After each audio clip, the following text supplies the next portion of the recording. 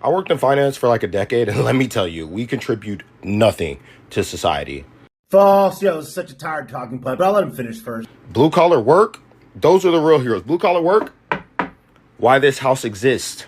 Also false. Partly yes, but not really. It's no shade on this guy, honestly. I think Perfect Union, Instagram progressive leftist propaganda organization, used his video without his consent. But I think it's an important talking point because leftists absolutely salivate over this fake view of reality. It's anything that we can do to say that blue-collar workers are heroic, white-collar workers are bad, thus rich people are bad, and the poor people or the middle class or the working class or whatever you want to call them, blue-collar, insert your phrase, they are morally superior. Without them, nothing would exist, etc. Look, I'm thankful for blue-collar workers, but to suggest that blue-collar workers somehow would even have a job if not for white-collar workers is incorrect. The reality is that both are absolutely necessary. There would be no blue-collar work without white-collar work. There would be no white-collar work without blue-collar work. There would be no working class without wealthy people. There would be no wealthy people without the working class. And even that phrase is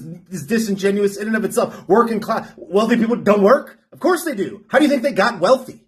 And more importantly, which everybody seems to just casually ignore, is how do you think they stayed wealthy? Just because they didn't pick something up and put it down doesn't mean they're not working. For all the people that are going to watch that video and say, oh, the house wouldn't exist without blue-collar workers. Okay, where did they get the wood to build that house from?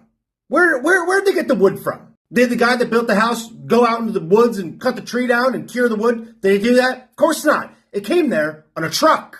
Well, who paid for that truck? Who financed the truck? Who paid for the fuel to get that truck to the job site? Who did the logistics to make sure that that wood showed up at the job site on time? And where did that truck get the wood from? Did they just pull it out of the forest? No, that wood had to be cut down from a tree. Who paid for the machinery that cut down the tree? And then once the tree was cut down, who paid for the factory or the building where they cut up the wood, cured the wood, treated the wood, packed the wood, sold the wood? Who did that? Did a blue-collar worker do that? No.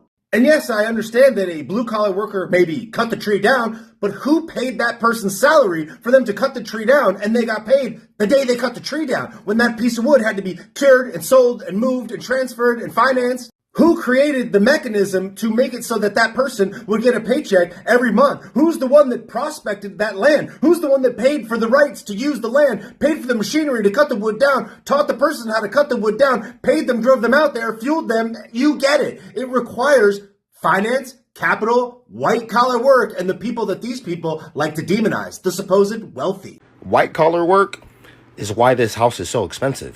No, Bobbo Financials is here to educate. Let's say that there's 1 million people that know how to build a house. Let's say that they all have the same skill level and they're all out there ready to build houses. How do you determine which one should build your house? How does that person get the job or the task of building the house? Well, they have to compete with one another. Let's assume that they all had the same skill level. How do they compete with one another? Primarily on price. How would a bunch of blue-collar workers who can build a house compete with other blue-collar workers who can build a house? They would have to compete on the price by reducing costs. They would reduce costs by getting the materials cheaper, finding more expedited ways to get the job done faster, stronger, better, by financing more materials at once or buying more expensive machinery so they could complete the task faster, by buying in bulk, by constantly seeking and finding new ways to optimize the process to reduce the cost to accumulate more jobs. The blue-collar guys are all building the houses, but the white-collar people are the ones that are calculating and processing and financing and figuring out ways to get them as many jobs as they can. That white-collar work is the competition. That competition is what lowers the prices. White-collar people aren't just out here being like, let's just make it more expensive. They would never get any jobs. That's what a free market capitalistic system does. And that's what people with a soggy mentality and propaganda pushers like Perfect Union don't understand. But they want to take the lowest common denominator to appeal to your emotions.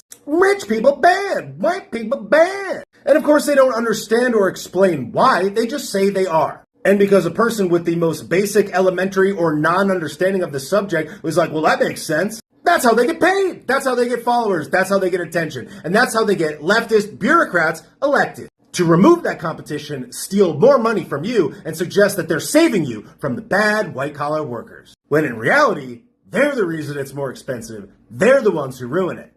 Just so you know. It doesn't matter your collar color, they're both essential. Soggy brains just want someone to blame.